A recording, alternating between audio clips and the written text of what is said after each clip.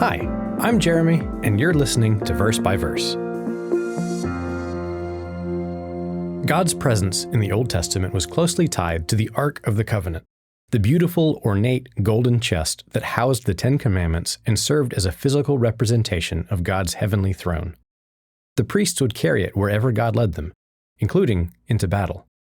The book of Numbers tells us that when the nation of Israel was traveling through the wilderness, so it was, whenever the ark set out, that Moses said, "Rise up, O Lord, let your enemies be scattered and let those who hate you flee before you."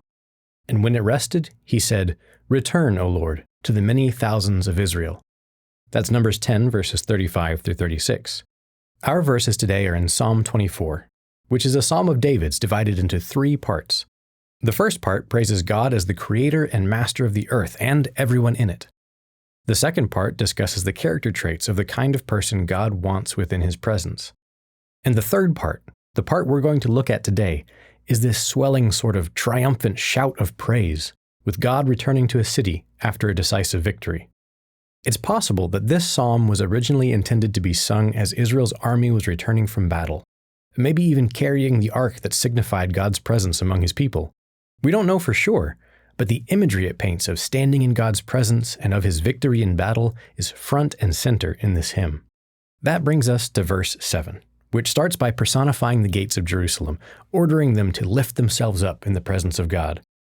"Lift up your heads, O you gates, and be lifted up, you everlasting doors, and the King of glory shall come in."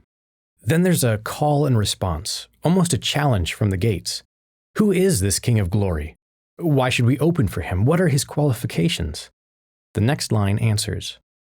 "The Lord, strong and mighty, the Lord mighty in battle." Verses 9 and 10 repeat and reinforce that pattern. "Lift up your heads, O you gates, lift up, you everlasting doors." There's a command here to rise up, to swell up with hope and encouragement and excitement in the presence of God. "And the King of glory shall come in." Who is this King of glory? The Lord of hosts. He is the King of glory. This title of God's, the Lord of hosts, is a reminder that this King of glory, entering through the gates of the city, is the eternal commander of heaven's armies. In the context of this psalm, perhaps the ark is coming back into Jerusalem to rest. Either way, the first verse of this psalm reminds us that the earth is the Lord's and all its fullness. And the last verse reminds us that no one can stand in opposition to the eternal one who leads the heavenly hosts. Now, that's good news if you're marching with God. Bad news if you're marching against him. Who is this King of glory? He's the one who wins. He's the one who will never know defeat. The one who stands outside the gates of our hearts and calls for us to open up and let him in. Beyond contestation, he is the King of glory. But will we choose to make him our King of glory? He leaves that choice up to us.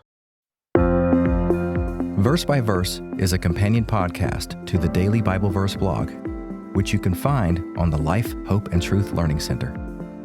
Check out the show notes for more.